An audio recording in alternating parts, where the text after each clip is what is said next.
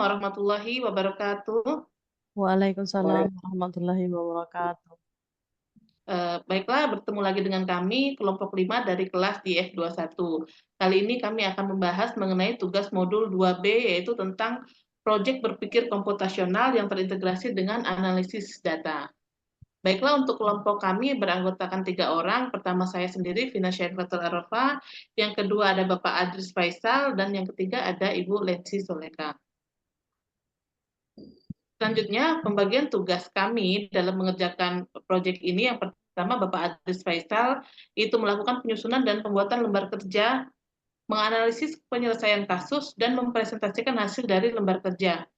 Kemudian saya sendiri memberikan ide dalam penyelesaian kasus, kemudian mengatur jalannya presentasi, dan menyimpulkan hasil presentasi pada kesempatan ini.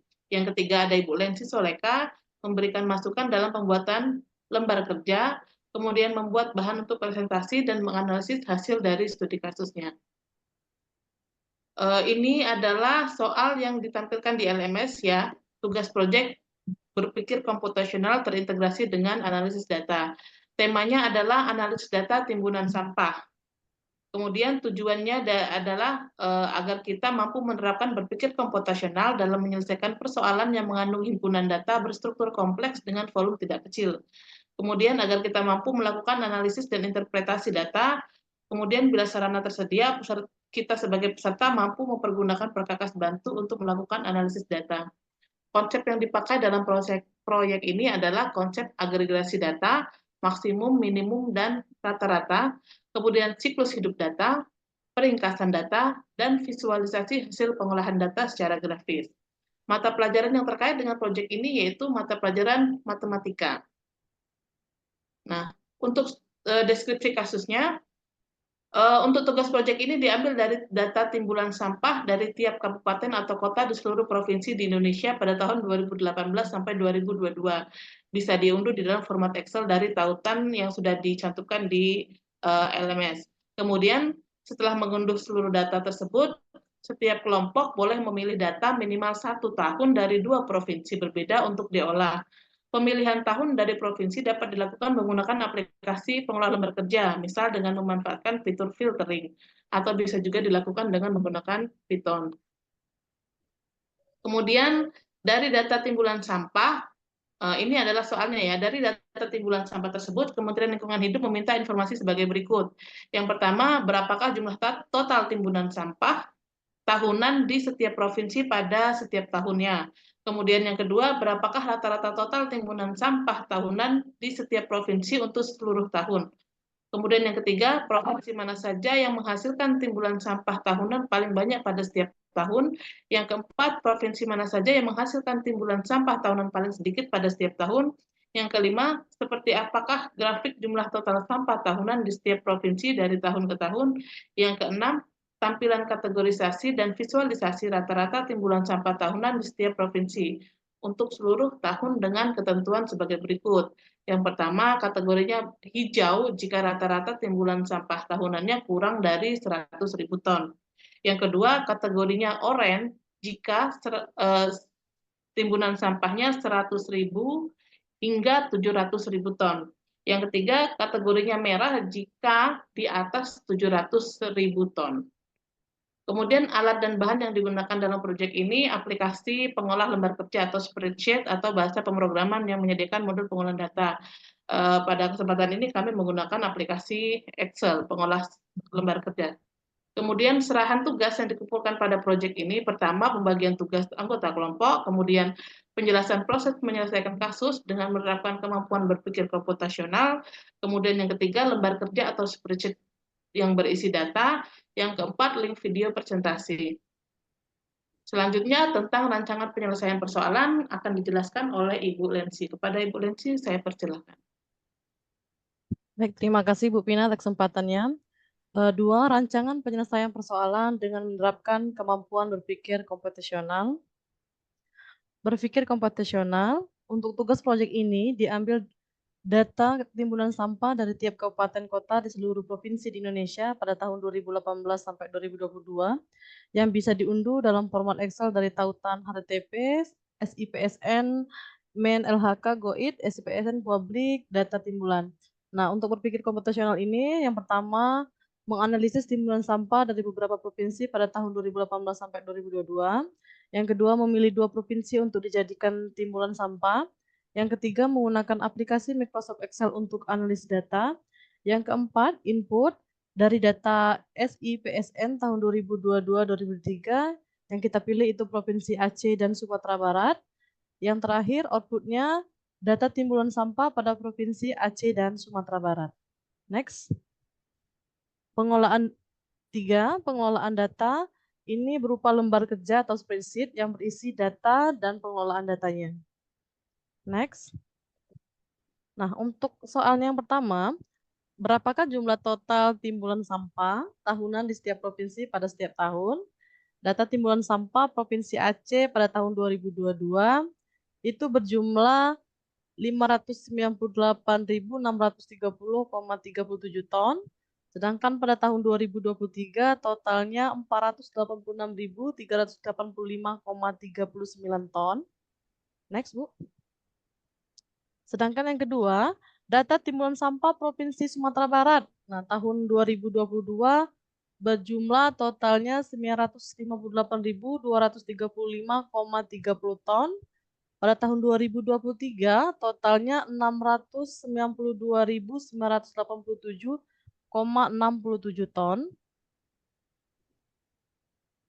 Selanjutnya ini ada berapakah rata-rata total timbulan sampah di tahunan di setiap provinsi untuk seluruh tahun. Data timbulan sampah Provinsi Aceh tahun 2022 dan 2023 rata-ratanya sebanyak 542.507,88 ton.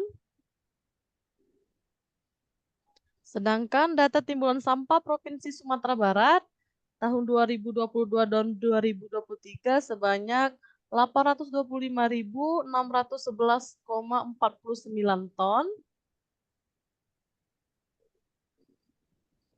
Provinsi mana saja yang menghasilkan timbulan sampah tahunan paling banyak dan paling sedikit pada setiap tahun? Nah, yang paling banyak yaitu Sumatera Barat sebanyak 692.987,67 ton dan yang paling sedikit itu Aceh sebanyak 486.385,39 ton untuk di tahun 2023.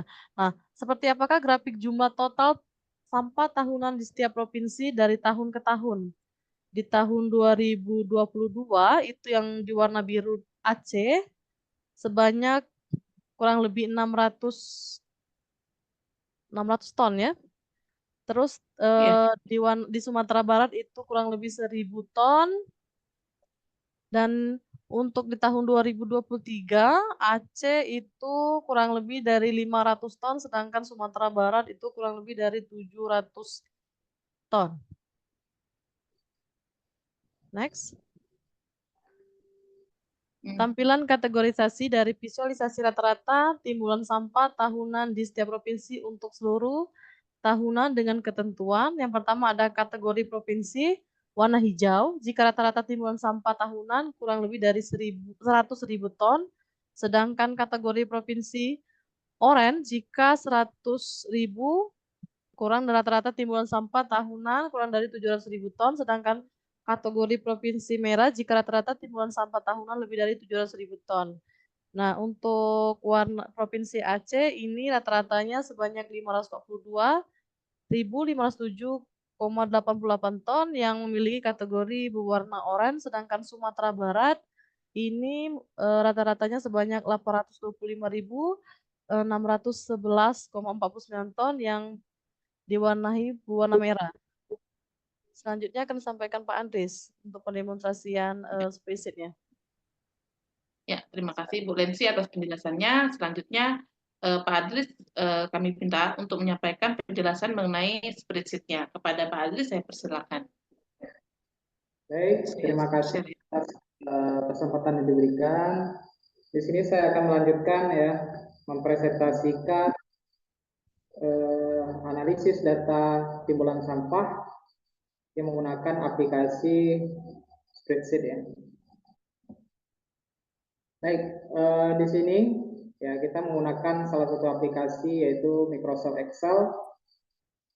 Ya, data awal. Ini adalah data awalnya. Ini kita sudah ambil data dari tahun 2022 dan 2023 ya, terhadap dua provinsi yang kita pilih, yaitu Provinsi Aceh dan Provinsi Sumatera Barat. Kemudian kita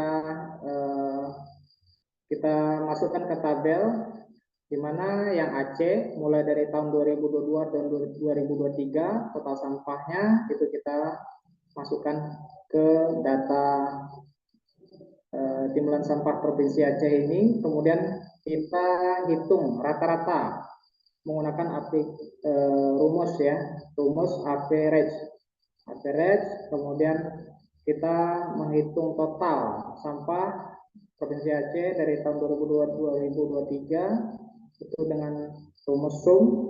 Kemudian timbulan sampah juga kita lakukan perhitungan juga ya, kita kalkulasikan totalnya terhadap Provinsi Sumatera Barat dari tahun 2022-2023, dan kita mendapatkan datanya sebagai berikut. Di sini kita juga menghitung rata-rata timbulan sampah setiap tahunnya, yaitu 2022-2023 total sampahnya, kemudian sampah paling banyak tahun yang mana, kemudian paling sedikit pada tahun berapa.